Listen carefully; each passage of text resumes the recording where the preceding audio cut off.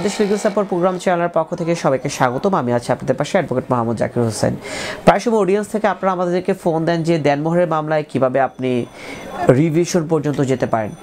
Just একটা ঘটনা আমি আপনাদের ঘটনার আলোকে ঘটনা বলতে চাই যে বর্তমানে বাংলাদেশে প্রায় সময় এমন হয়ে যায় যে যখন বিয়ে হয়, বিয়ে হওয়ার পরবর্তীতে কাবিনের টাকা কিন্তু স্ত্রীকে পরিশোধ করে দেওয়া হয়। কাবিনের টাকা স্ত্রীকে পরিশোধ করার পরে ভুলবশত অথবা ইচ্ছাকৃত বা অনিচ্ছাকৃতভাবে কাবিনের যে ভলিউম আছে সে ভলিউমে টাকা পরিশোধ লেখা হয় না। কিন্তু যখনই প্রবলেম দেখা দেয় বা কখনো তাদের মধ্যে জটিলতা দেখা দেয় বা ডিভোর্স সিস্টেম পর্যন্ত চলে যায়, তখনই কিন্তু কাবিনের প্রশ্ন নিয়ে মেয়েরা প্রশ্ন তোলে।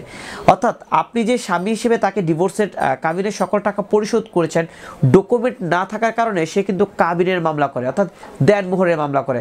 কিন্তু প্রকৃতপক্ষে কিন্তু আপনাকে টাকাটা দেওয়া হয়েছে, আপনি হয়তোবা ডকুমেন্টস রাখেননি অথবা কাবিনের বালামে টাকা পরিশোধ লেখাটা লেখেননি। এই পর্যায়ে আপনি কি করবেন? অ্যাজ এ হাজব্যান্ড হিসেবে আপনার কি করণীয় আছে যদি আপনার স্ত্রী আপনার বিরুদ্ধে দেনমোহরের মামলা করে? যখন কোনো দেনমোহরের মামলা হবে, দেনমোহরের মামলার ফার্স্ট স্টেজগুলো কি? প্রথমে দেনমোহরের মামলা হবে। দেনমোহরের মামলায় যদি স্ত্রী যদি রায় স্ত্রীর পক্ষেই থাকে যে কাবিনের টাকা তাকে দিতে হবে, পরবর্তীতে এই স্ত্রীর ডিক্রি জারি মামলা করবে। কিন্তু এই ডিক্রি জারি মামলা করার সাথে সাথে কিন্তু অ্যাজ এ পার্সন আপনি যে বিবাদী ছিলেন, আপনি হাজব্যান্ড, আপনি যে টাকা দিয়েছেন কাবিনের টাকা, সেই প্রেক্ষিতে কিন্তু আপনি জেলা জজ কোর্টে আপিল করতে হবে। যখন আপনি জেলা জজ কোর্টে আপিল করলেন, আপিলও নিম্ন আদালতের যে রায় ছিল, আপিলের যে রায় ছিল, মূল আদালতের যে রায় ছিল, সেই রায় এবং ডিক্রিকে কনফার্মেশন দিল, অর্থাৎ কনফার্ম করলো। অর্থাৎ নিম্ন আদালত আপনাকে সাপোজ 5 লাখ টাকা কাবিন ছিল, নিম্ন আদালত আপনাকে 5 লক্ষ টাকাই রায় দিয়েছে, জেলা জজ কোর্টও 5 লক্ষ টাকা রায় দিয়েছে। এখন আপনার কী করণীয়? এখন আপনার লাস্ট স্টেজ হলো রিভিশন করতে হবে। রিভিশনটা কোথায় করতে হবে? মহামান্য হাইকোর্টে রিভিশন করতে হবে।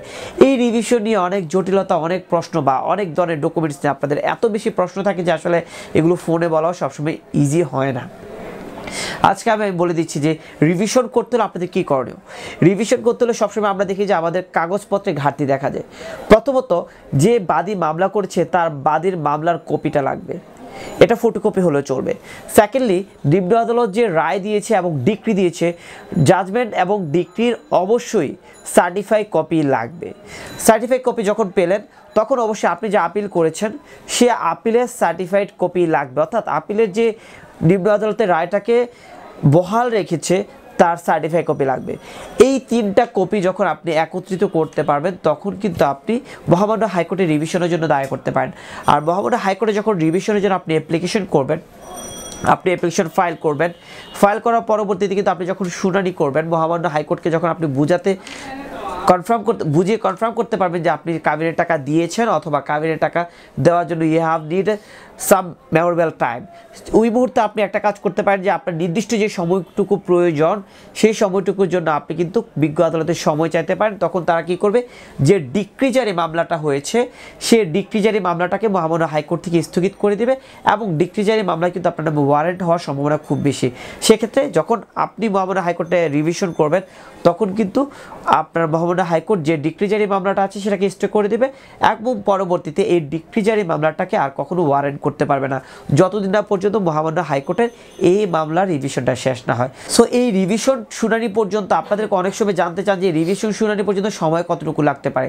আমি আপনাদেরকে বলতে চাই যে রিভিশন শুনানি করার জন্য আসলে বেশি একটা সময় লাগে না। রিভিশন যখন ফাইল করবেন, ফাইল করার 2-4 দিনের ভিতরে কিন্তু আপনি রিভিশন শুনানি করতে পারবেন এবং 2-4 দিন পরে শুনানি করার পরবর্তীতে এই রিভিশনের ডেট পড়বে।